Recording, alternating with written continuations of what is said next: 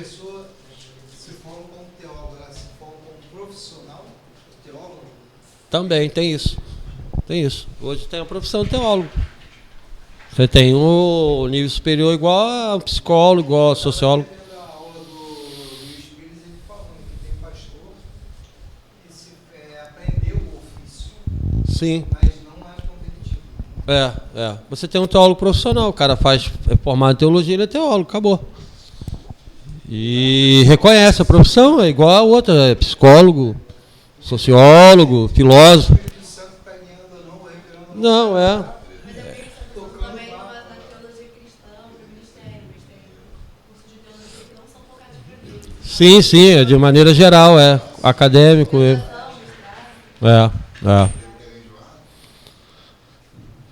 Mas que bom que pelo menos tivesse esse zelo de fazer a teologia ministerial para poder, né, se desenvolver e crescer em todos os sentidos. Vamos lá, gente, vamos pegar esse finalzinho aqui, desse primeiro momento, para a gente entrar no segundo ali, olha. A relação do ser de Deus e os seus atributos. Mas vamos fazer um fechamento aqui no processo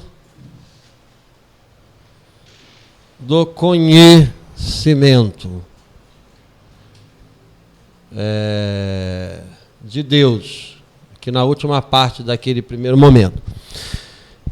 Como é que a gente fala do conhecimento de Deus nesse sentido aqui processual? O que que envolve, então, o conhecimento de Deus? A gente tem um lado que nega a possibilidade de se conhecer a Deus, e isso se faz a partir do momento que surge aqueles valores da modernidade que nós falamos aqui, que começa a embasar a teologia, pronto, começa a fazer uma reviravolta no mundo teológico. E você tem que saber o seguinte, teologia e filosofia, desde que se associaram, nunca mais se desassociou, tá? Quando a teologia cristã surgiu, logo se associou à filosofia e tem sido assim até hoje. Então, quando a gente fala de filosofia, os efeitos da filosofia vão se sentir dentro da teologia, infelizmente. Sempre foi assim em todo o processo da teologia cristã. Então, quando surge aquele famoso século das luzes, onde muda a base do conhecimento, começa a se fazer a negação da possibilidade de se conhecer a Deus. Então, vamos botar aqui um sujeito que vocês têm que conhecer. Pelo menos assim, eu sei que vocês já conhecem, Immanuel Kant. Não tem como falar de conhecimento sem falar dele. Na história do conhecimento ocidental, quando você fala da nossa história do conhecimento, a gente não tem como deixar de falar de Aristóteles, porque ele foi o primeiro a fazer a sistematização do conhecimento ocidental.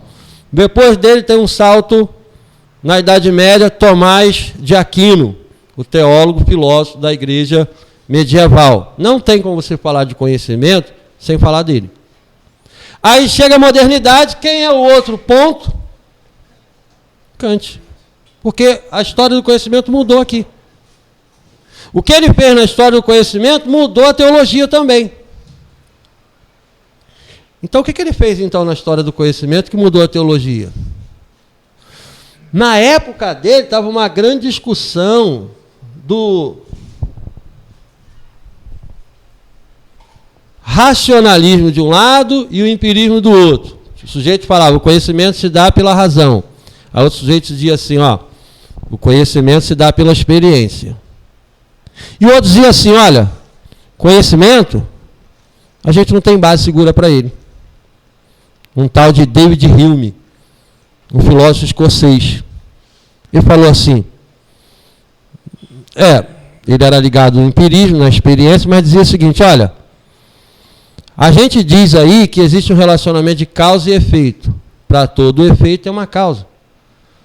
Todo efeito é efeito de uma causa. Aí ele falou assim, mas isso é a nossa mente que inventa. Quem te garante que essa causa e efeito está lá na realidade? Quem te garante que os fatos da realidade são assim, causa e efeito? Pronto. O que David Hume fez na história da filosofia, lançou o ceticismo em tudo quanto é lugar.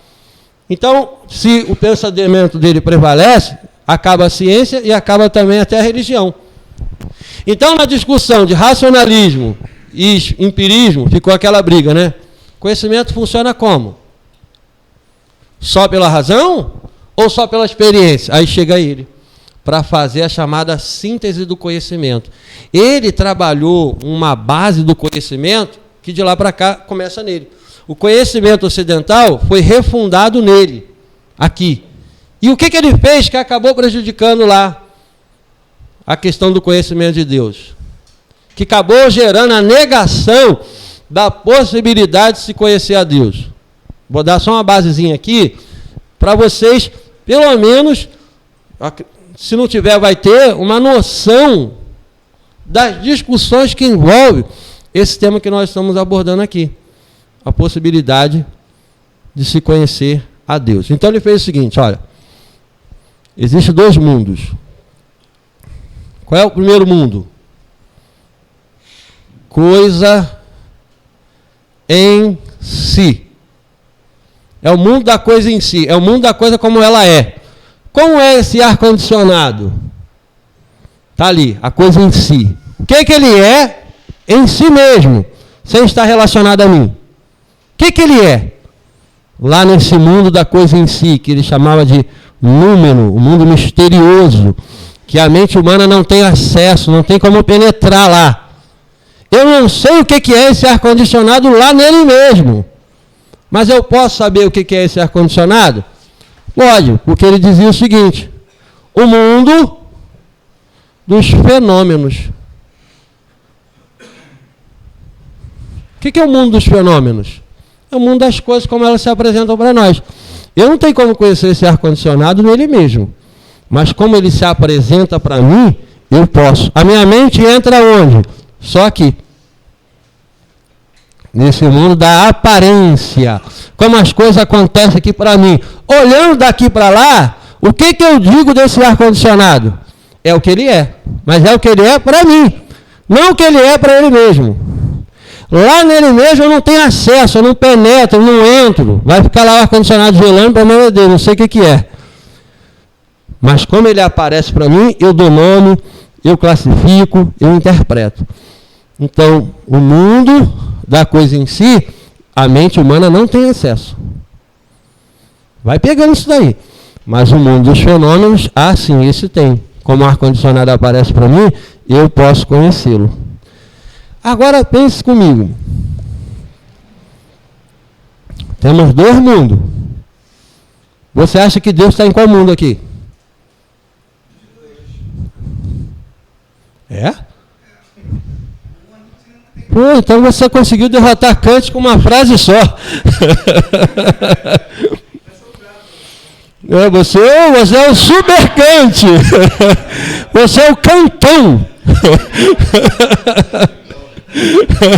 Pô, você pegou Kant agora no pescoço e acabou com ele, cara. Se a filosofia te descobre, cara, o mundo é outro sentido. Mas vamos lá. Deus está aqui. Deus, alma, imortalidade, está aqui, cara. A mente humana não pode entrar aqui. Se a mente humana não pode entrar aqui, onde Deus está, por quê? Porque Deus não está na experiência comum de todo mundo. Como assim, pastor? Por exemplo, a gente pode falar da sua experiência de Deus. Fala aí de uma experiência que teve com Deus. Você orou, Deus foi lá e falou contigo. Isso é da experiência comum? É subjetiva. Aí eu vou orar também aqui, agora eu vou fazer um teste, para ver se vai falar a mesma coisa comigo. Eu não tenho acesso ao que você teve. Você teve, eu não tive. Então não faz parte da experiência comum. A experiência comum é o mundo dos fenômenos. Todo mundo tem acesso do mesmo jeito, da mesma forma. Se o cara lá, não sei aonde, fizer um teste, vai dar o mesmo, porque é o mesmo fenômeno. Tem que dar a mesma lei, a mesma informação, tudo igual. A experiência comum funciona assim, é acessível a todo mundo. Quando você fala assim, Deus me falou, Deus me disse, beleza, eu acredito que Deus te falou e te disse, mas eu sei que é a sua experiência com Deus. A minha experiência com Deus é subjetiva também, né? Que Deus falou comigo, enfim. Então, como Deus não está aqui, Parece que é não que ele está falando, tá? A gente é outro processo, a gente vai ver lá. Como Deus está aqui, a mente não entra aqui, então não temos como conhecer a Deus. Com esse pensamento aqui dele, mudou a história da teologia. Porque agora os teólogos começam a fazer o seguinte, bom, e é verdade, o que Kant falou é irrefutável. Não tem como mudar isso não. Vamos fazer teologia agora como? Como que vai fazer teologia se eu não tenho acesso a Deus?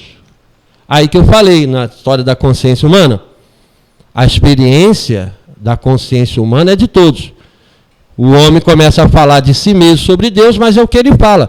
Aí um fala de um jeito, outro fala de outro, cada um vai falando, mas vai falando os seus próprios pensamentos sobre Deus. Não temos acesso objetivo mais. Não temos como dizer quem ele é. Portanto, como a teologia seguiu esse quadro aqui, começou-se a negar a possibilidade de conhecer a Deus.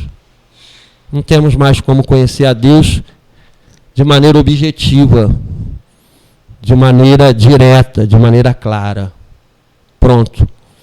A partir desse instante começa todo o processo de negação da possibilidade de se conhecer a Deus. Mas e a revelação que o Senhor falou?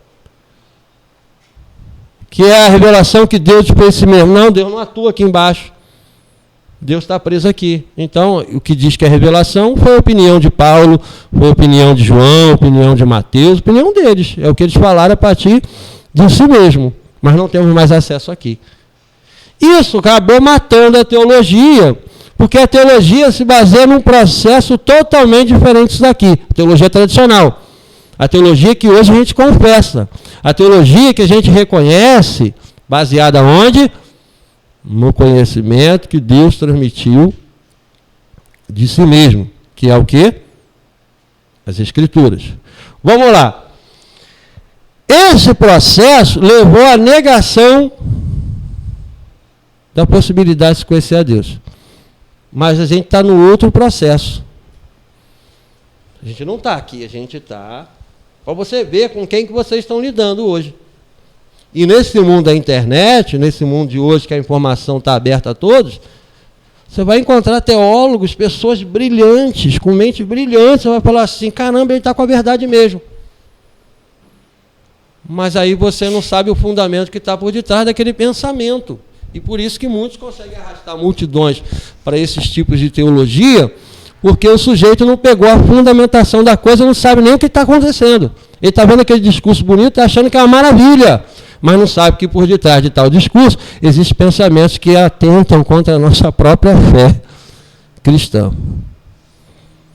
Isso que ele falou, eu não sei se nessa época já tinha, né? Mas é um pensamento mais determinístico, né? Você fala assim, se A, então B, por exemplo. Ele tem que ter uma garantia de que a partir de uma coisa que você faz, você tem um resultado sempre igual. Mas, por exemplo, estatística não é assim, é um pensamento científico. Você calcula, por exemplo, sei lá, você quer saber quantas pessoas em média entram e saem dentro de um banco. Você tem um valor médio, mas você não consegue saber exatamente naquele teste que você fizer experimental se aquele valor vai se confirmar. Você tem uma expectativa. Você não tem acesso a todas as experiências, mas todas as experiências que você fez dá o mesmo resultado.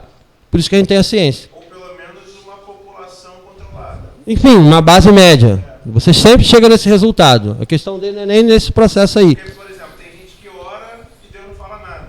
Mas tem gente que ora e Deus fala. Significa que quando a pessoa não ora, confirma de que a gente não pode afirmar, a gente tem uma estatística, né? Tipo, sei lá, você conheceu 5 pessoas. Você tá... 10 horários que ele falou. Você tá um filósofo danado aí. 5%. Hã? Isso aí é por causa disso, né? Levou logo para o campo da engenharia.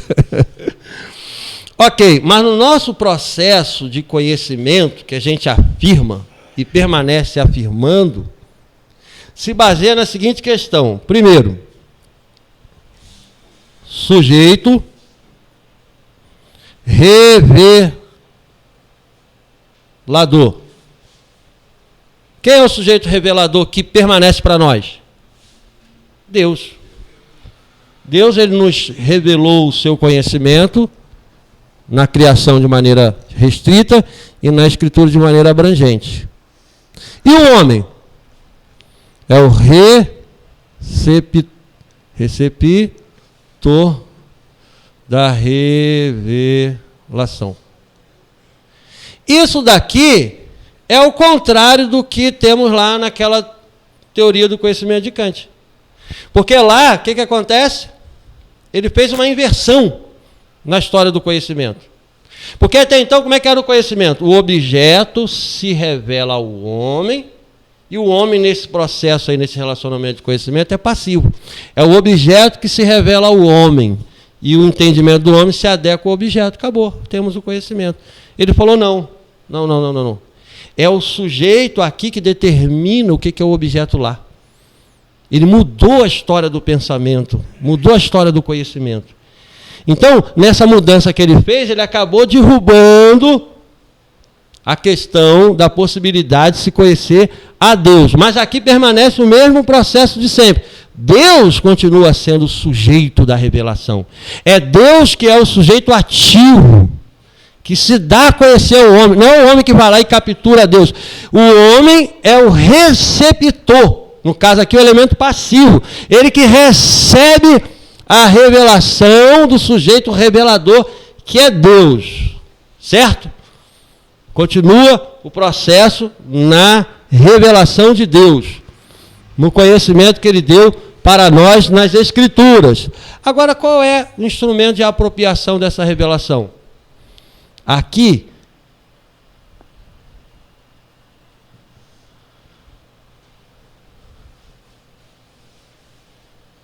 esse instrumento de apropriação é fundamental. Como é que a gente se apropria dessa revelação aí?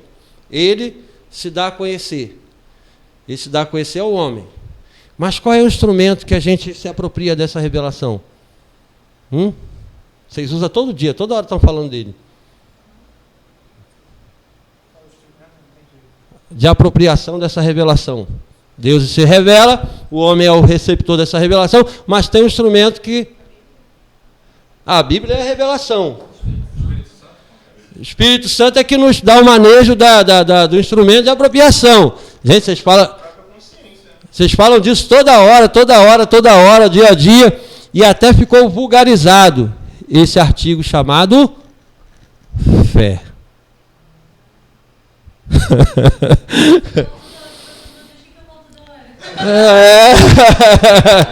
No dia a dia, toda hora, tem que ter fé. Só que é o problema. Só que o problema é sério. Quando a gente fala de fé no sentido popular é uma coisa. Mas quando a gente fala de fé no sentido teológico e bíblico, é outra coisa totalmente diferente. Nós estamos no tempo da vulgarização da fé. Aonde a fé é confundida com qualquer tipo de crença, mas o conceito doutrinário, bíblico e teológico da fé é totalmente diferente. Vamos lá, vamos brincar aqui. Primeiro, a fé é uma obra. Peraí, como assim, pastor? Uma obra? É. Hebreus capítulo 11 diz que ele é o autor e consumador da nossa fé. É uma obra divina. Então essa fé que está aí, tem um autor que não está aí. A fé que está aí dentro de você tem um autor fora de você. Então ela é uma obra divina. 2, é um fruto do Espírito. Ih, caramba. É também o quê? Um dom. E agora, mais importante ainda, né, ou para somar na importância, fundamentação e convicção. Tá aí, convicção. A questão aqui, gente, que a fé no sentido doutrinário é o seguinte.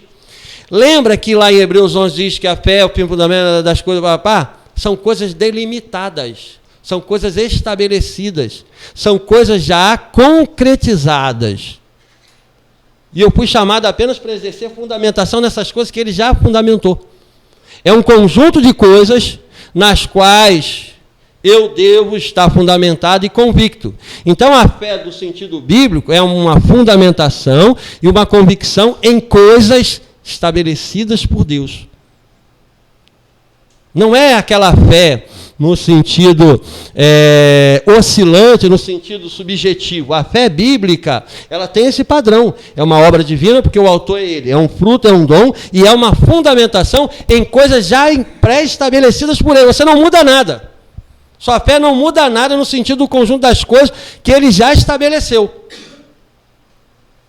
Portanto, é diferente quando a gente fala da fé de instrumento de apropriação dessa revelação. Ora, esse conjunto de coisas já está decretado na própria revelação. Eu, quando falo dessa fé aqui, eu não falo nesse sentido vulgar. Do sujeito que pensa que a fé é dele. Sujeito que pensa que ele é que tem a fé. Não. A fé é uma obra divina, é um fruto, é um dom, é uma fundamentação, a convicção que Deus colocou dentro de nós, nas coisas que ele já estabeleceu na sua revelação. Fora desse contexto, a fé seria só Uma crença vazia, exatamente, uma crença aberta, uma crença subjetiva em qualquer coisa que caiba dentro dessa crença. Você pode determinar tudo que você quer dentro das crenças. Mas na fé cristã, você não determina nada, porque já está delimitado. Já está demarcado um conjunto de coisas que ele estabeleceu já dentro da revelação. Por isso que aqui, essa revelação também é, né? O que é a Escritura? A revelação que Deus fez de si mesmo. Mas o que é a revelação? É a transmissão do conhecimento objetivo de Deus. E o que é essa revelação também? Conhecimento soteriológico, conhecimento de salvação. Está determinado e concretizado. Você se apropria dessa revelação por essa fé que é um instrumento de apropriação. Mas você precisa também crescer nessa revelação. Você se apropriou dela. E como você cresce nela?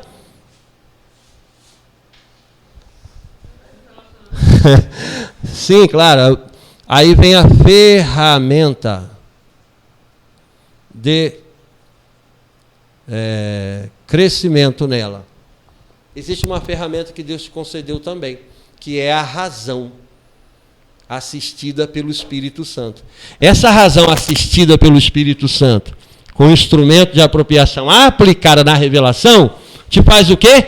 Crescer, se desenvolver nesta revelação. É o que está aqui no livro, como apresentado para a gente lá na parte C, desse contexto da possibilidade de se conhecer a Deus. O autor coloca aqui, olha, contudo, pela aplicação da razão santificada ao estudo da palavra de Deus, o homem pode, sob a direção do Espírito Santo, obter um sempre crescente conhecimento de Deus. Portanto, essa revelação que Deus faz de si mesmo, ele é o autor da revelação, ela não elimina nem a fé e nem a razão, porque essa fé e essa razão estão aqui relacionadas a essa revelação que Deus fez de si mesmo. A fé é a apropriação e a razão, ela não é conflituosa, ela não está à parte. Por isso que o crente, ele precisa ser um crente, tanto um crente fundamentado na fé e também na razão. Porque essa razão aqui não é aquela razão de Kant, não é a razão de Hume, não é a razão dos filósofos, é a razão assistida, iluminada pelo Espírito, que serve para poder crescer nos dados da revelação. É uma razão sistematizadora da revelação. Fala, meu amigo. A fé, então, é como se fosse o instrumento de iniciação do conhecimento. Exato. E a razão é a consolidação desse conhecimento. Sim, é como você vai entender esse conhecimento de maneira clara. Aqui? De apropriação, é que eu escrevo em língua estranha. E embaixo é aramaico. Aí você vai ter que saber. Ferramenta de crescimento. Macete, é só você escrever e falar. Rapaz, eu estou falando, escrevendo. Não sei nem o que eu estou escrevendo, cara. Estou registrando as letras aqui. Embaixo de Ferramenta de crescimento, razão. Você não dá... Pô, cara, você tem que saber ler, cara. Aí não é culpa minha, isso aí já é culpa sua. Você não sabe ler letra de médico? Então vamos para o segundo momento, gente. Pagar aqui. Vocês já estão muito craque aqui no conhecimento de Deus.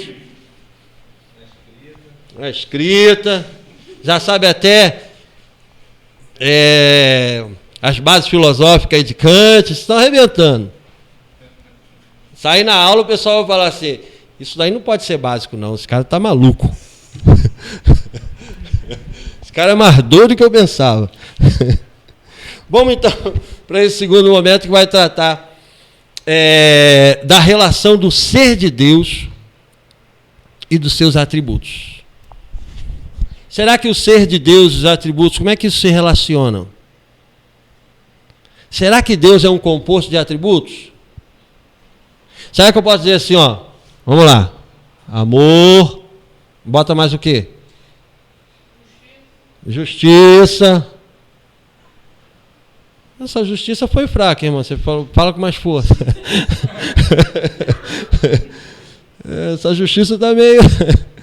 Está quase caindo. Outra aí, fala aí. Pensa em um atributo qualquer de Deus. Acabou, gente, meu Deus. Isso. Vamos botar bondade? Bondade, benignidade. Aí começa. A escrita de médico, né? Vai lá, tem um montão, né? Será que isso daqui é igual a Deus? Será que o ser de Deus é os atributos são Deus? Como é que funciona isso? O relacionamento dos atributos... Faz parte. Uhum. Ok. Parece uma coisa simples, mas é uma coisa importante da gente, né, refletir um pouco sobre essa questão.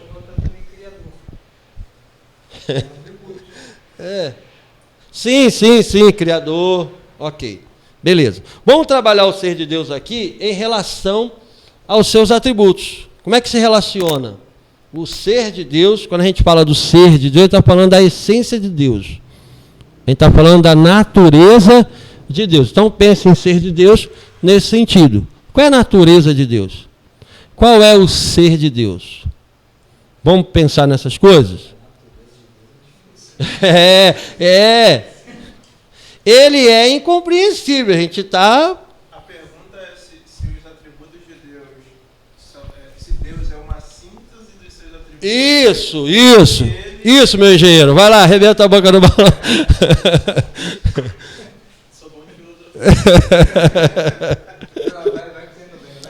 Vai, tá indo legal. Você está mandando aí, vai lá, ajuda a gente. Continua, terminou?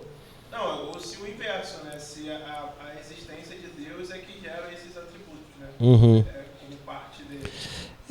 Você talvez sem perceber, falou um pouco daquilo que existia dentro da teologia escolástica da Idade Média. Eles definiam o seguinte: a existência de Deus pode ser demonstrada pela criação, e na existência de Deus você já tem os atributos de Deus. Então, na existência você demonstra os seus atributos, né? Na teologia escolástica tinha esse processo. Mas vamos trabalhar aqui a questão do ser de Deus. Quando os principais teólogos trabalham a questão do ser de Deus, muitos trabalham o ser de Deus separado dos seus atributos. Vai fazer a abordagem em um capítulo à parte. Outros não, outros já preferem abordar o ser de Deus em conexão com os seus atributos. Isso é apenas, gente, nesse contexto inicial aqui, uma questão de metodologia que não influencia substancialmente a questão. Porque todos entendem que os nomes dos atributos de Deus, vou botar esse ser aqui de novo.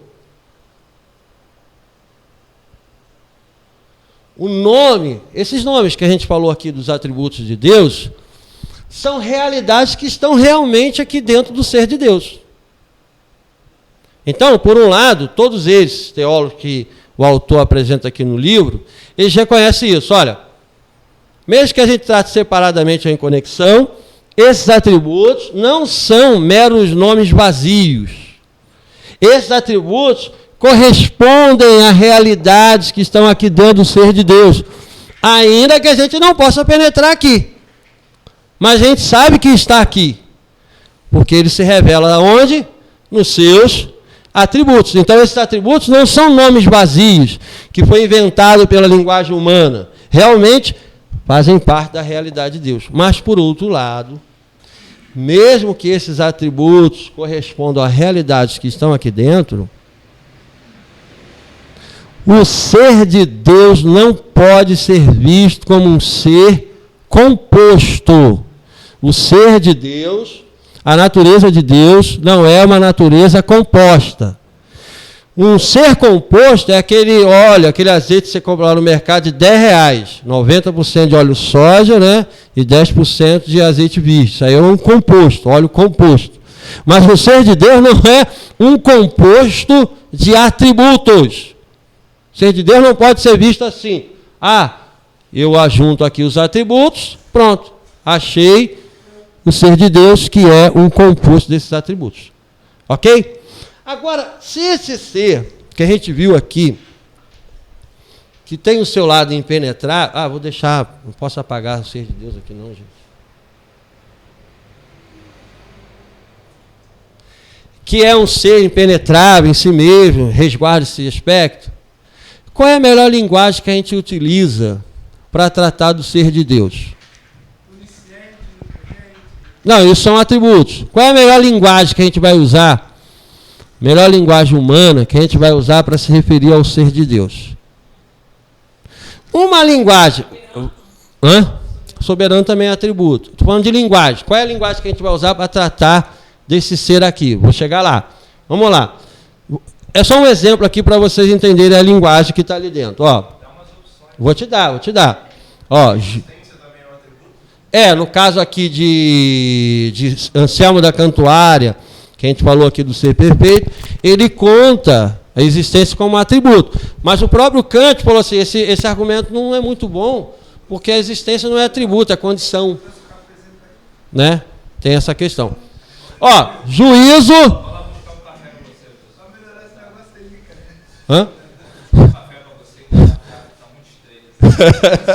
Juízo sintético.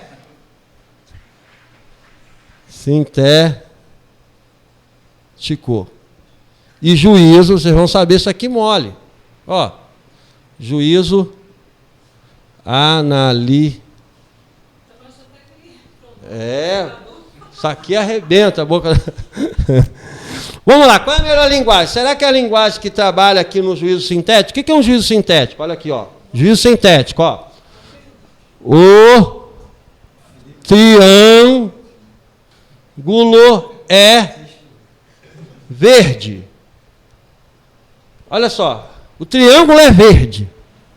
Isso é um juízo sintético. Por quê? Quando você analisa é verde, o triângulo é verde. Ao pensar em um triângulo, todo triângulo é verde? Pode ter triângulo amarelo, pode ter triângulo preto, pode ter triângulo do jeito que for. Então, quando você diz aqui é verde, você está adicionando uma informação nova aqui dentro do triângulo. Agora, quando você pensa em triângulo, você sempre vai pensar que triângulo é um objeto de 3 pontas. Não existe triângulo que não seja objeto de 3 pontas. Toda vez aqui em Marte, lá no centro da galáxia, no buraco negro, lá no purgatório não, onde você pensar em triângulo, onde você pensar em triângulo, você vai ver que triângulo é um objeto de 3 pontas. Certo? Eu não acrescentei nada no triângulo. Eu só fiz uma descrição que corresponde a ele mesmo. Aí se eu colocar aqui, o triângulo tem 3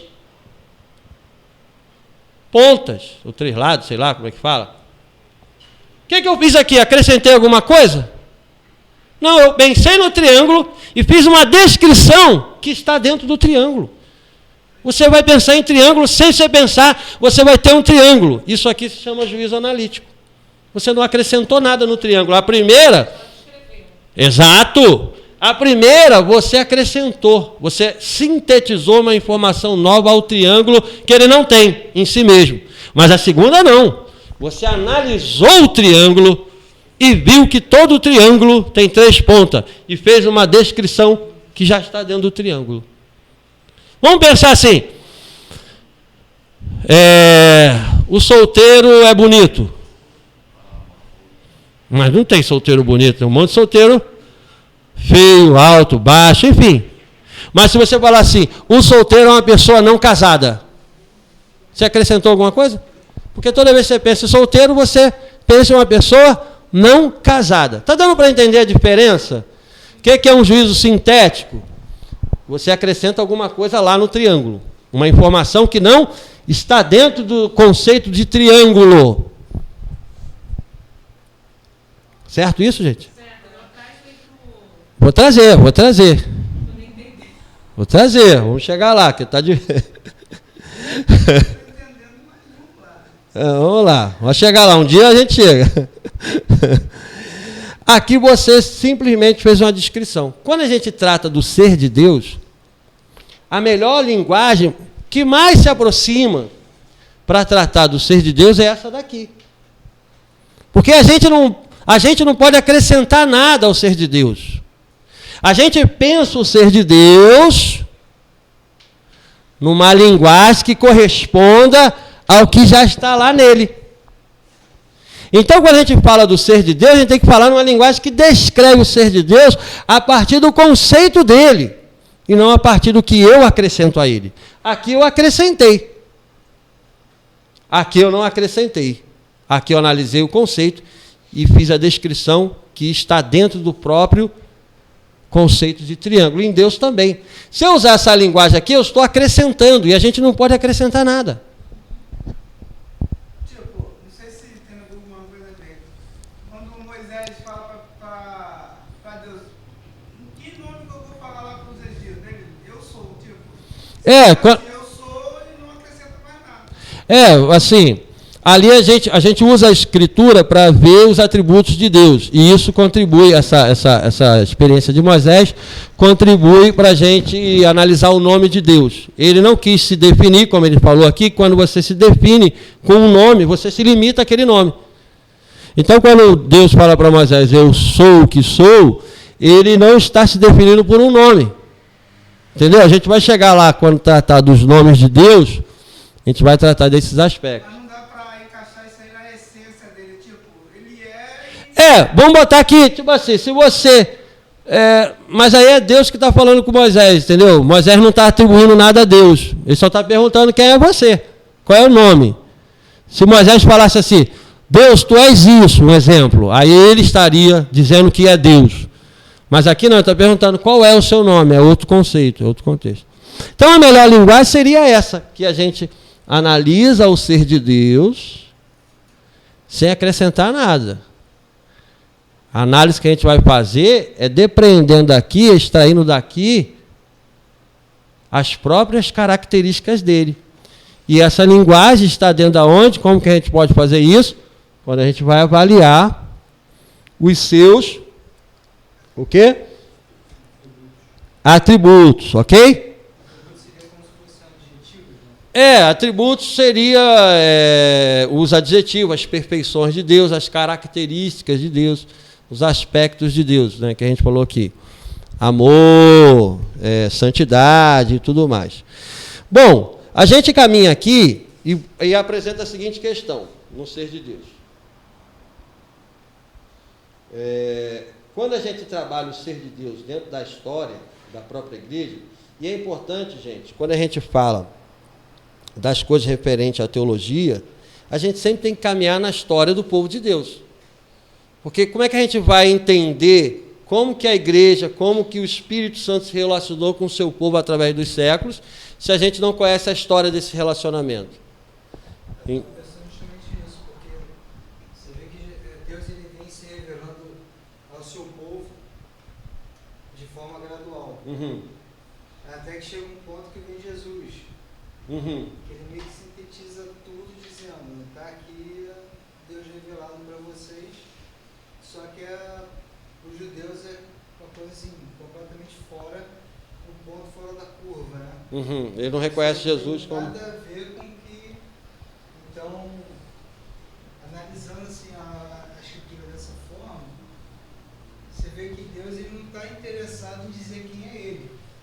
E sim, foi o que o Tegamon falou, como através dos meus atributos é que vocês vão se relacionar comigo e assim vocês vão me conhecer. Sim, e essa parte que você usou do relacionamento é a parte fundamental quando a gente realmente trata o ser de Deus. Por quê? Se a gente não pode penetrar no impenetrável, como é que a gente vai entender os atributos dele? Como é que a gente vai conhecer os seus atributos? Como é que a gente vai conhecer a sua natureza? Exatamente na maneira como ele se relaciona com as suas criaturas. Na medida em que ele vai se relacionando com as suas criaturas dentro das Escrituras, ele vai emitindo, ele vai expondo, ele vai deixando as pistas dos atributos do seu ser. Ele vai se permitindo ser conhecido a partir disso. Então, no caso aqui de Faraó, ele se relacionou com Faraó e manifestou o quê? O seu juízo. Opa, então você sabe que Deus é um Deus que tem juízo, é um atributo dele. Aí com outra criatura, ele se relaciona manifestando graça. Opa, você concebe ali, né, a questão da graça, enfim. Você vai vendo que ele vai entrando em relação com as suas criaturas, e nessas relações que ele vai entrando, ele vai se revelando, vai se mostrando, vai se dando a conhecer, e aí deixa para a gente a pista dos seus atributos. Beleza? Fala. Pode falar. A limitação entre esse analítico e sintético, então, está na revelação da palavra que está na Bíblia. Sim, porque a gente vai olhar para a Escritura e vai ver dentro da Escritura Deus se revelando em relacionamento com as suas criaturas. E aí, quando a gente lê a Bíblia e vê o que está lá, que é aquilo ali, não tem o que acrescentar, como o próprio Jesus. Isso. Existe, então, a possibilidade de que a gente já tenha esgotado todo esse conhecimento bíblico, ou Deus pode revelar para uma nova pessoa um atributo dele através da própria palavra dele hoje, por exemplo? A gente não tem como esgotar essa própria revelação que ele fez de si mesmo.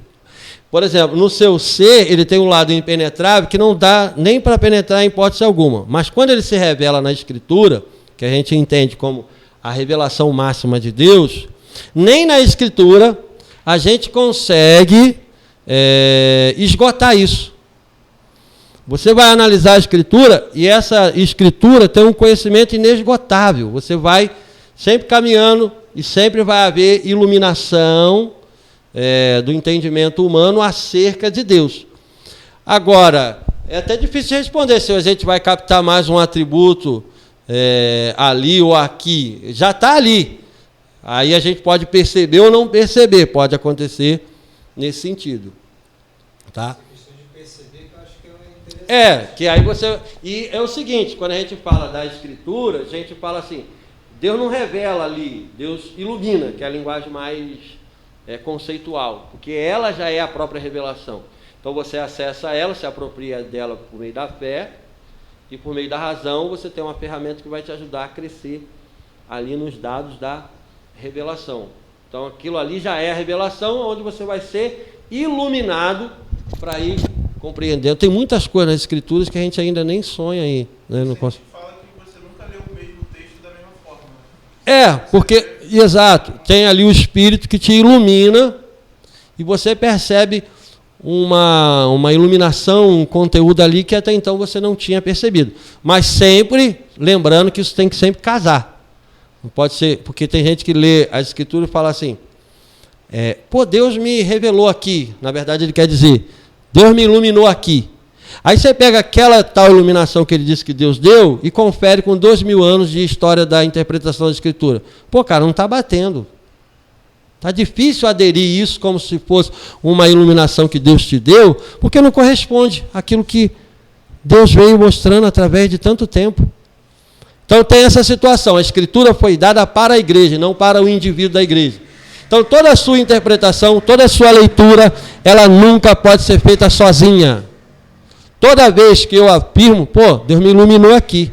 Procure saber se realmente corresponde isso. Procure buscar e cavar para ver se bate. Porque tem um exército junto contigo que faz parte dessa mesma Escritura, que é o depositário dessa mesma Escritura, certo? Dentro do ser de Deus, essas mentes que passaram na história da igreja, quer dizer, a gente está aqui agora, século 21, a gente chegou ontem, né, na igreja, Deus levantou a gente nesse tempo. Mas antes da gente chegar, várias mentes brilhantes, várias mentes assim, que deixaram um legado muito grande, se dedicaram à discussão da natureza de Deus. E nessa discussão que foi feita através do século, sempre tentava se resguardar esse lado da incompreensibilidade de Deus. Espera aí, tem o seu lado incompreensível. Não dá para a gente esgotar essa natureza do ser de Deus. Mas, nos seus atributos, ele se revela. Nos seus atributos, ele se expõe a nós dentro dessa revelação. E aí, quando você, por exemplo, chega na época da Idade Média, eles diziam o seguinte, olha, 3 perguntas para a gente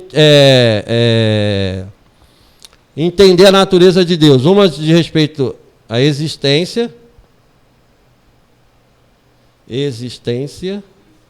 A outra de respeito à sua essência, ou natureza.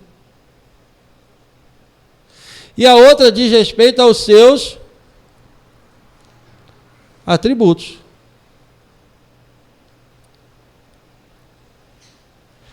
Dessas 3 perguntas aí, qual que você acha que melhor te ajuda a compreender o ser de Deus?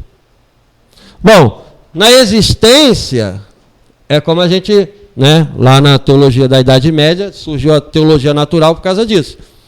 Você demonstra a existência de Deus e na sua própria existência você extrai os seus atributos, naquele processo ao contrário. Bom, você olha para as criaturas, a criatura é mortal, aí eu vou olhar para o Criador. Ao contrário, eu descobri uma característica do Criador, ele é imortal. Sempre assim. Então, na própria existência, você descobre os atributos. Então, eles diziam, aqui na existência, é uma pergunta relacionada ao ser de Deus. A essência, que é a sua natureza, e os atributos. Qual que é aqui, dessas 3, que ajuda a gente a compreender aqui? Exato. É aqui nos seus atributos que ele, então, que a gente tem uma melhor compreensão do seu ser. Aí você vem Lutero falando sobre o ser de Deus, mostrando aquele lado incompreensível. Ele é o Deus, deixa eu lembrar a palavra que ele usava, abscondito e revelatus, um Deus que se esconde e que se revela. Se esconde no seu ser impenetrável, mas se revela nas Escrituras e se revela em Jesus Cristo, é claro. Porque a gente não faz essa separação Cristo e Escritura como a teologia moderna fez. Não, Cristo é uma coisa, Escritura é outra.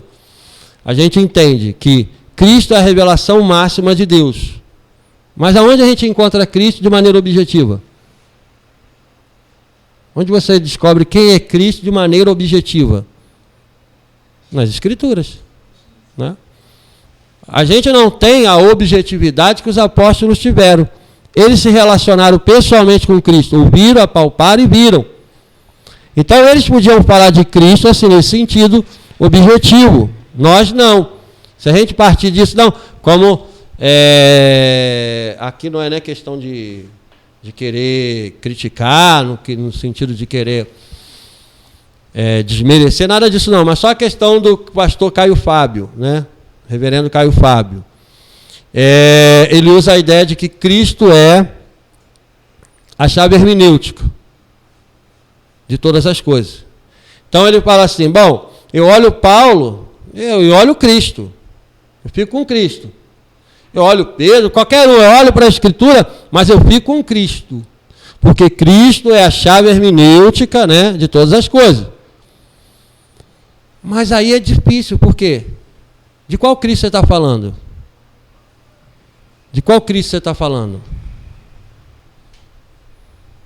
Cristo da sua experiência, o Cristo de A, de B, de C, o Cristo da Escritura. Então, para você conhecer esse Cristo, que é a chave hermenêutica, você conhece esse Cristo aonde? Dentro das Escrituras. Então, quando ele afirma assim, Cristo é a chave hermenêutica da interpretação de todas as coisas, é meio complicado. Porque esse Cristo que você conhece nas Escrituras. Você está baseado nas Escrituras para ver esse Cristo. Então, logo, você conhece esse Cristo nas Escrituras. E aí a experiência que você tem com ele vai confirmar essa Escritura. Beleza? Então, esse ponto do pastor Caio Fábio é muito complexo, né? Você acaba colocando a Escritura em desarmonia com Cristo, você acaba... Peraí, Paulo disse uma coisa e Cristo disse outra. Não, está tudo dentro da mesma Escritura. Bom, vamos pensar numa declaração da Escritura. Está acabando já. Vamos pensar numa declaração da Escritura que mais corresponde ao ser de Deus.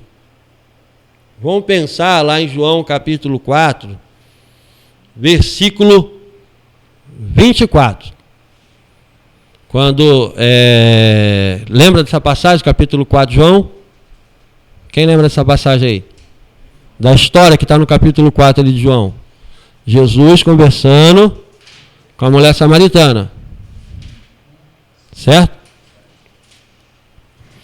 E nessa conversa que ele faz com a mulher samaritana, ele diz o que ali, né? Os verdadeiros adoradores adorarão, né, ao Pai em espírito e em verdade. E nessa conversa ele diz assim, porque Deus é Espírito. Então aqui quando ele diz assim, Deus é Espírito, ele está mostrando para a gente uma declaração que se aproxima muito da essência de Deus. A gente descobre que na essência de Deus, ele é um Espírito e ele tem espiritualidade. Aí o autor aqui, ele declara o seguinte sobre o ser de Deus. Como é que a gente pode pensar o ser de Deus? Ele coloca aqui, na parte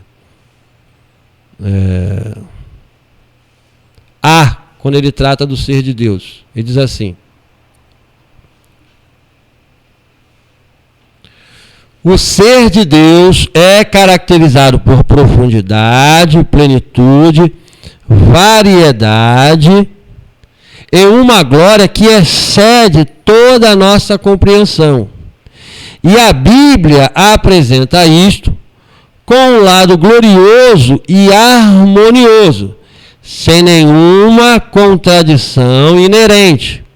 E esta plenitude de Deus se acha expresso nas suas perfeições, nas perfeições de Deus, e não de outra maneira.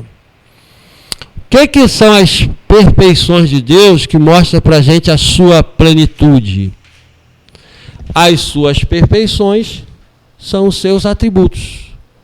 Ele é profundo, ele é pleno, ele tem uma glória que excede todo o entendimento, mas nos seus atributos, ele se revela a nós. Nas suas perfeições, ele se manifesta a nós, dando a conhecer um pouco da sua natureza. Vamos pensar também aqui, gente. Os atributos não levam a gente a entender, a se conhecer. Sim, você entende bastante. Sim, ajuda Por... a entender, mas é. o principal é conhecer. Né? É aquela parte lá do princípio. Você tem os atributos. Entender ele, por exemplo, amor. Pô, Deus é amor, já pensei em coisa boa. Né? Quando eu dele para morrer na cruz. Uhum. Né? Então, assim, que amor é esse? Né? Pode colocar em xeque isso, entendeu? Por isso que eu estou falando, que acho que é mais em relação a conhecer a Deus, daquilo que ele tem como justiça, e tentar compreender aquilo que ele vem fazendo com a humanidade toda. Mas aí eu acho que entra esse argumento que ele falou da fé e da razão, né? Tipo assim, quando você fala assim, Deus me acolheu, aí eu entendo isso como amor, né? Mas você teve que aceitar e crer naquele amor que Deus estava trazendo para você. Em um determinado momento, você aceitou aquele amor como razão. Quando você vai ler sobre Jesus dando o seu próprio filho, você pensa em você fazer isso, aí você tem que novamente exercitar a sua fé de crer que aquilo é também uma definição de amor segundo a definição de Deus. E aí, se você estiver numa situação dessa, você também tem que usar a sua fé para fazer, assim como Abraão fez. Mas em um determinado momento, você vai dar aquilo como verdade, ou seja, você vai racionalmente ver que aquilo ali é uma verdade, né, através de Deus. Então, o atributo amor de Deus, ele é imutável. O que muda é a nossa percepção em decorrência do Mas aí você vai estar conhecendo mais a vontade e o amor de Deus. Né? E pode ser que a gente consiga compreender ou não, né? Sim, é uma escala de crescimento. Tem lá em Efésios que fala assim, compreendendo com todos os santos a largura, a altura e a profundidade do amor de Deus. Então Deus, nesse atributo, ele se revela um pouco do seu ser. Você não consegue penetrar no impenetrável, né? Continua a parte de mistério. Mas nos seus atributos, amor, ele se revela. E aí você vai subindo nesse conhecimento do amor. E você vai conhecendo mais desse atributo. E mais você conhece da essência dele, que se manifesta também no atributo. Então, assim, os atributos realmente é determinante nessa parte de se conhecer o ser de Deus. É o fator determinante que a gente coloca aqui nessa questão do conhecimento do ser de Deus. Aí eu vou colocar aqui, sobre esse ser, relacionado aos atributos. Na história da igreja se reconheceu que o ser de Deus tem esse lado impenetrável. Né? Na Idade Média, Lutero, Calvino, também fala da questão de tentar entrar e penetrar na insondável profundidade de Deus é brincar, né, com as coisas de Deus, que a mente humana não vai chegar lá. Mas, por outro lado, a igreja reconhece esse lado onde você pode conhecê-lo de maneira objetiva ali, nos seus atributos, que está revelando ele. E aí, olha só, quando a gente estuda esse assunto, a gente fala assim, dos atributos de Deus. Isso daqui é muito importante ficar claro, para a gente não entrar naquela ideia do ser de Deus como um ser composto. A simplicidade de Deus. Duvido você decifrar o que é a simplicidade de Deus. Você vai decifrar assim, eu sei que vocês vão. Quando a gente fala assim, Deus é um ser simples, o que eu quero dizer com isso? A gente pensa em simplicidade, né, de uma maneira assim, humilde, pá, tudo mais. Mas quando a gente fala da simplicidade de Deus, a gente está falando uma coisa conectada aos seus atributos, certo? E quer dizer o seguinte, a simplicidade de Deus é o contrário de dizer assim, olha, não composto. É o contrário de não composto. Deus é simples, ou a simplicidade de Deus. O que eu estou falando? Deus não é um composto de atributos. Ele se revela nos seus atributos. Ele se manifesta nos seus atributos. Mas ele não pode ser visto como um composto de atributos. Isso, inclusive, é uma visão panteísta, né? Exato. Tudo compõe Deus. Exato. Exato. Se a gente não resguardasse essa simplicidade de Deus, você poderia fazer essa leitura aqui, olha só. Deus é amor. Olha como é que João define Deus. Deus é o amor. Logo, há muito tempo atrás, eu ouvi uma artista falando e perguntaram ela sobre Deus. Quem é Deus para você? Deus é o amor. Então João já falou isso, ó, Deus é o amor. Você tornou Deus o quê? Não, você aqui tornou Deus um ser do panteísmo.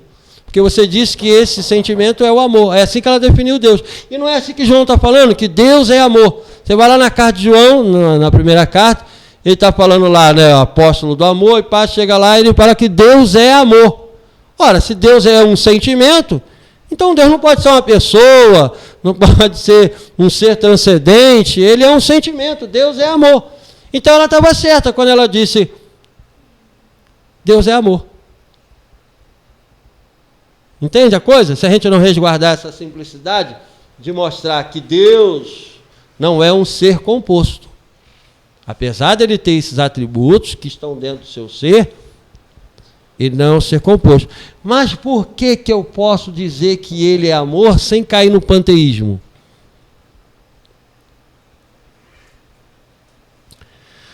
Porque a gente entende em teologia que o ser de Deus pode ser identificado nos seus atributos. Então, pelo fato de Deus poder ser identificado nos seus atributos, visto que o amor revela um atributo que expõe o seu ser, eu posso identificá-lo como amor, porque em sua essência ele emite amor. Em sua essência ele ama. Então, nesse sentido, eu posso dizer que ele é amor, porque dele emana esse sentimento que pode identificá-lo.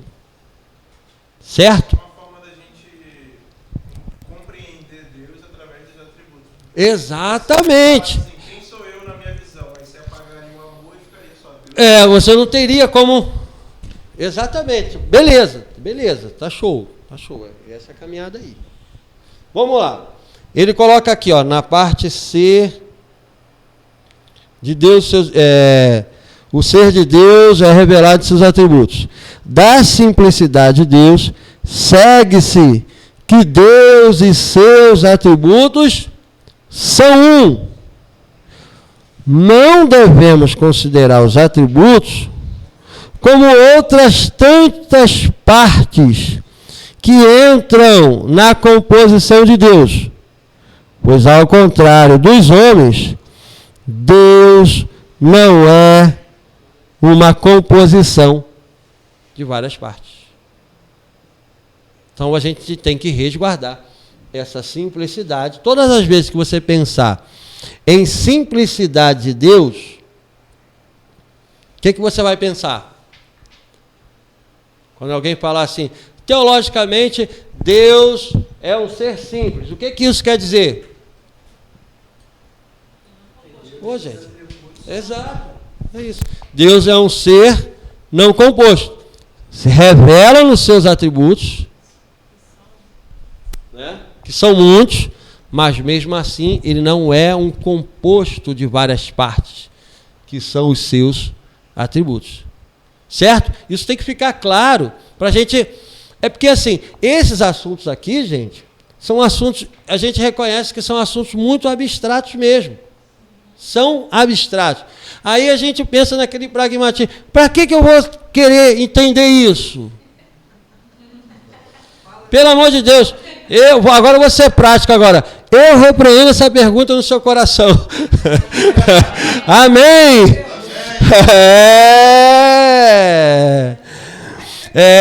Vou contar aqui uma coisa aqui, então você acordar. Veja, quando a gente fala do processo de crescimento, gente, no conhecimento, se lembra lá da parábola da caverna do seu Platão?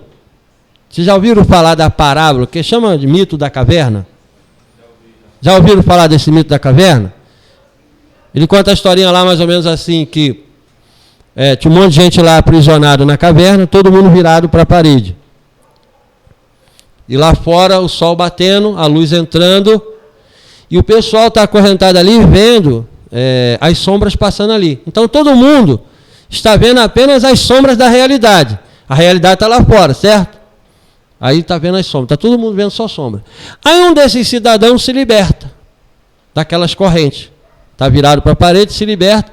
Aí ele faz assim, olha, faz o movimento de se virar para a boca da caverna e caminhar em direção ao lado de fora, a luz, onde ele vai ver tudo. Caraca, eu só via lá a sombra do cavalo, eu só via lá a sombra do carro, eu só via lá a sombra das coisas. Agora eu estou vendo a luz, agora eu estou vendo como as coisas são. Aí quando ele volta para dentro da caverna e fala lá para os seus amigos que estão acorrentados sobre tudo aquilo que ele viu, é claro que esse pessoal vai pensar que ele está doido, certo? Porque ele viu a realidade, os outros só estão vendo sombra. Mas por que eu estou te contando isso em relação ao conhecimento? Porque o primeiro movimento do conhecimento é dor. O primeiro movimento do conhecimento é enfado. O primeiro movimento do conhecimento é insatisfação. O primeiro movimento do conhecimento é incômodo. Se lembra quando ele virou para a luz? Ele está aqui, ó. Só escuridão, só sombra, está todo mundo bem. Todo mundo show. Mas quando ele se vira para lá e dá de frente com a luz, o que a luz provoca no seu olho? Dor, ofuscação, incômodo, insatisfação. Mas o que ele faz? Continua caminhando em direção àquela luz. E na medida que ele se habitua com a luz, acabou a dor. Acabou o incômodo. Acabou a insatisfação, tudo fica gostoso, tudo fica maravilhoso. O seu olho se habitua com a luz. Agora ele quer mais luz e mais luz e mais luz. Quando ele vai contar lá na caverna, ele gera um montão de confusão. Aí o Jonas Madureira, que é um teólogo brasileiro, ele contou essa parábola aplicando na teologia, aplicando no conhecimento. Mostrando para a gente que esse movimento que a gente faz é dor, é insatisfação, é enfado, é incômodo. Mas persevera nisso. Persevera mesmo chateado, mesmo com incômodo, mesmo com insatisfação, para ver onde você vai parar. Vai parar bem, tá, irmãos? Esse processo inicial do incômodo vai se tornar um prazer. E todas as vezes que você começar a se debruçar no conhecimento, não vai ser mais uma coisa de incômodo, enfado e insatisfação. Vai ser uma coisa prazerosa que vai virar um vício na sua vida. Um vício tão bom que você vai se habituar a querer mais ler, a querer mais estudar, a querer mais orar, a querer entender mais. Você vai sentir que a sua mente está crescendo, está expandindo. Ainda mais quando você perceber que você está conseguindo transmitir o conhecimento e está impactando a vida das pessoas. Você vai sentir uma outra vida. Então faz parte desse processo a gente lidar com assuntos abstratos, que traz calo na mente, incômodo, para a gente avançar e se desenvolver. Porque aparentemente aqui, talvez você fala, caramba, eu nunca vou usar isso. Mas vai chegar uma hora que o dia a dia vai te apresentar uma situação, você vai falar assim, puxa vida, como foi bom ficar incomodado, chateado, satisfeito, não entender nada no momento, mas a luz ficou clara para mim. E eu estou crescendo e me desenvolvendo. Então, o ensino da teologia, o estudo da teologia, ajuda a gente nesse aspecto, tá? A gente precisa lutar sempre. Eu sempre luto. A gente avançar com assuntos abstratos, chatos, enfadões. Eu leio coisas que às vezes eu falo, meu Deus do céu, mas que difícil de entender esse negócio. Eu vou estudando, lendo, ouvindo outras pessoas que estão muito mais à frente de mim, e aí aquilo vai ficando fácil, vai ficando claro, vai se estendendo, e aí o resultado Deus vai te abençoando no dia a dia, no cotidiano.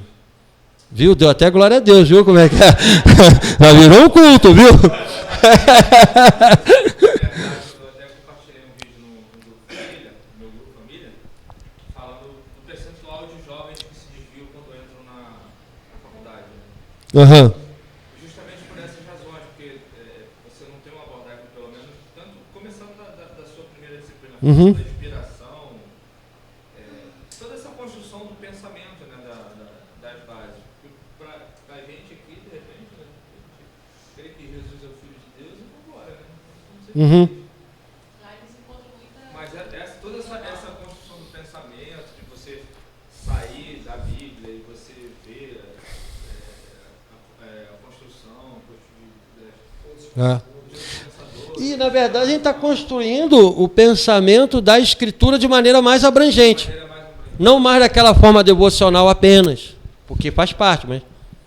Aí se você pensar conhecimento com conhecimento, tem até não sei se é um filósofo ou um cientista, eu não lembro o nome, que fala, tem gente que fala assim, o conhecimento nos afasta de Deus. Aí ele refuta dizendo que é o pouco conhecimento que nos afasta de Deus.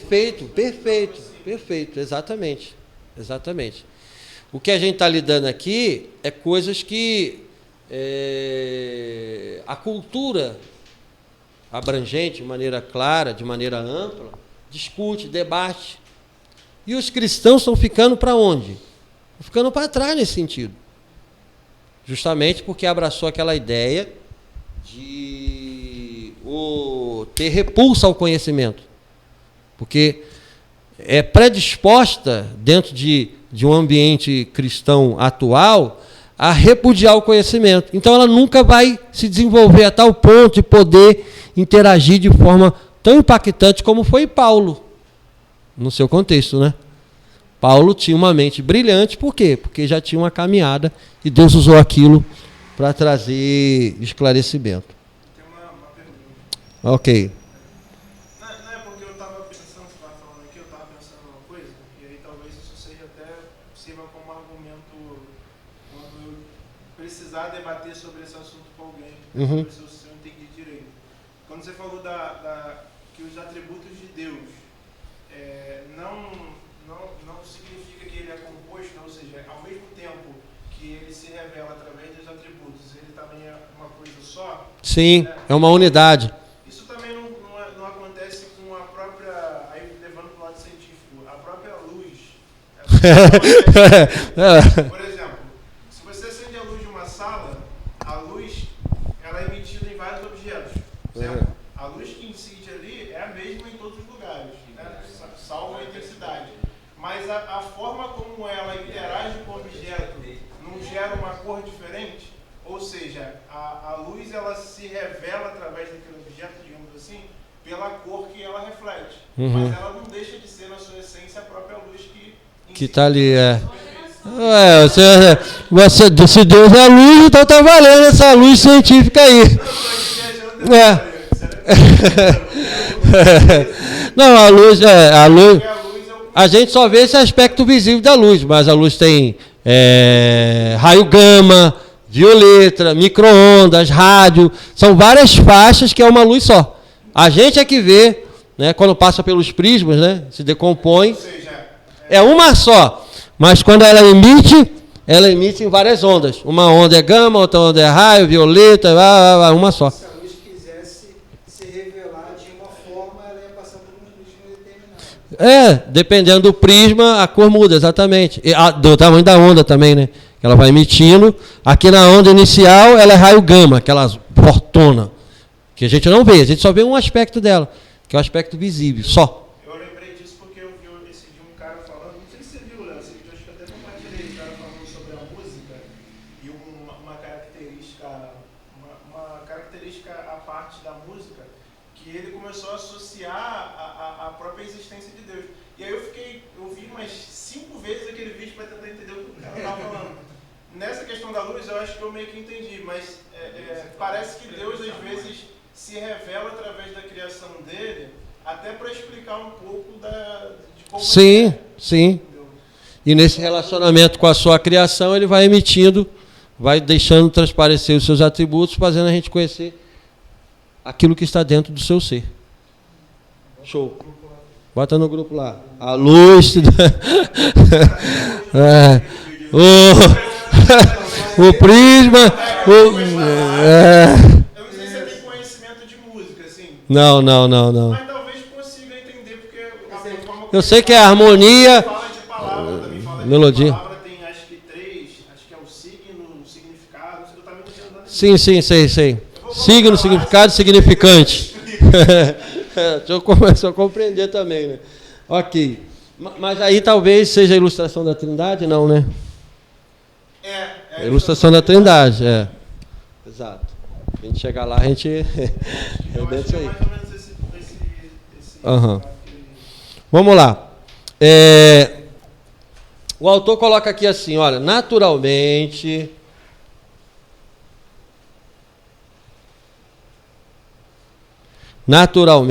devemos resguardar-nos contra o perigo de separar a essência divina dos atributos ou perfeições divinas, e também contra um falso conceito da sua relação mútua.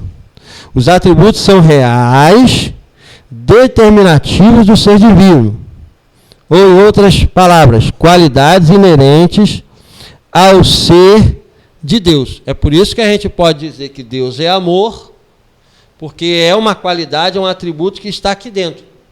E nesse atributo ele revela a sua essência, a sua natureza.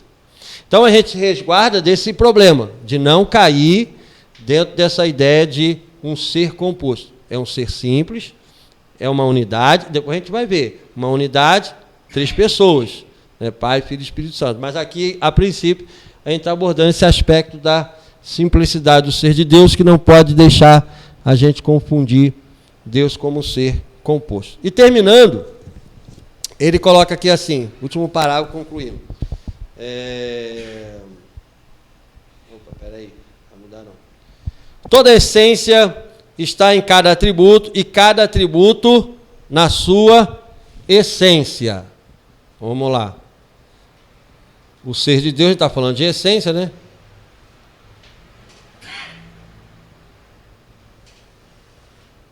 Tá certo? Com C no final. Aqui, né? É assim? Espera aí, professora. Ok, obrigado, tá? Ai. E os atributos?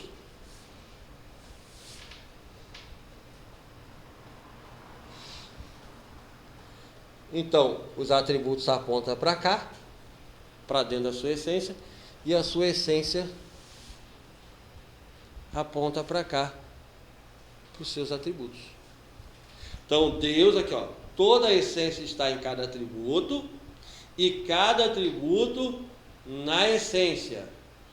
E devido à estreita relação existente entre a essência e os seus atributos, pode-se dizer que o conhecimento dos atributos levam consigo o conhecimento da essência divina.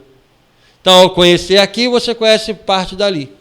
Ao conhecer, porque é por aqui que a gente entra, né? A gente só entra aqui, por aqui. Conhecendo os atributos, conhece a essência. E na essência, ele dá a conhecer, se dá a conhecer por meio dos seus atributos. Seria um erro conceber a essência de Deus como existente por si próprio e anterior aos seus atributos, como também seria um erro conceber os atributos como características aditivas e acidentais ao ser divino. São elas qualidades essenciais de Deus, inerentes ao seu próprio ser, e com ele coexistente. Ah, qual veio primeiro, o ser de Deus ou os seus atributos? Tem como a gente fazer essa distinção? Não. São eles qualidades essenciais de Deus, inerentes ao seu próprio ser e coexistentes com ele. São eles qualidades essenciais de Deus, inerentes ao seu próprio ser. Pá. Essas qualidades não podem ser alteradas sem alterar a essência de Deus. E desde que são qualidades essenciais, cada um deles revela-nos alguns aspectos do ser de Deus. Cada atributo dele, justiça, amor, santidade, onipotência, onipresença, fala mais aí. Enfim, cada atributo dele está revelando para nós a sua essência, mostrando para a gente aquilo que nós não poderíamos conhecer se não fossem esses atributos que ele, ao entrar em relação com as suas criaturas, vai manifestando. Em cada relacionamento, em cada criatura que ele se relaciona, ele vai mostrando seus atributos, e na medida que ele se relaciona, revelando seus atributos, a gente conhece também um pouco da sua essência. Amém? Então vamos terminar, fazer essa oração. Na próxima aula a gente vai ver os nomes de Deus e os seus atributos incomunicáveis, que pertencem só a Ele. A gente pode destrinchar toda a música do Fábio Lucas. Hã? A gente pode destrinchar toda a música do Fábio Lucas. Finalmente eu saber a tradução. Finalmente vou saber. Sabe qual é a música? Não. Jeová, Rafa, eu sei. Ah, tá. 50 mil nomes para Deus. Sim. Rafa é o Deus que sara. Sequenu é justiça. É. Mas ele fala na música. Ele canta e fala, Isso aí. Elohim é uma forma plural. Né? É legal. A gente vai entrar então nos nomes de Deus e nos atributos incomunicáveis. Aí no último encontro, a gente fala dos atributos comunicáveis e a Trindade, que é o fechamento da nossa matéria. Senhor, nós te louvamos nessa noite, tivemos aqui até esse momento pensando, refletindo acerca das coisas do Senhor. Nós te agradecemos porque a nossa mente, na medida em que estudamos as coisas do Senhor, vai sendo iluminada por meio da sua palavra. Que o teu Espírito desperte em nós uma sede profunda para ir avançando e buscando o crescimento no Senhor, pois o Senhor nos chamou para crescer na graça e no conhecimento, e nós queremos fazer isso através de um ensino de qualidade, através de uma teologia que nos ajude a avançar e crescer e nos preparar para servir o Senhor no seu ministério e numa vida mais profunda de relacionamento contigo. Em nome de Jesus, amém. Amém, gente? Então, está encerrado para a glória de Deus.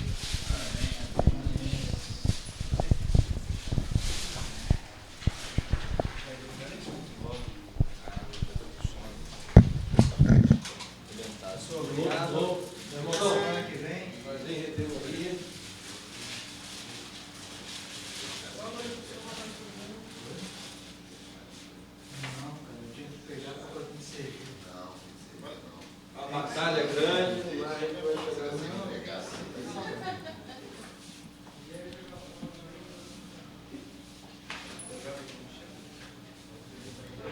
Estou mandando interromper, não está interrompendo não.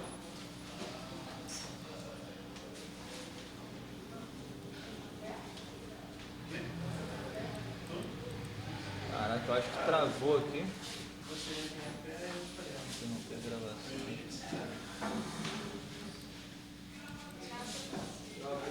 Obrigado pela área.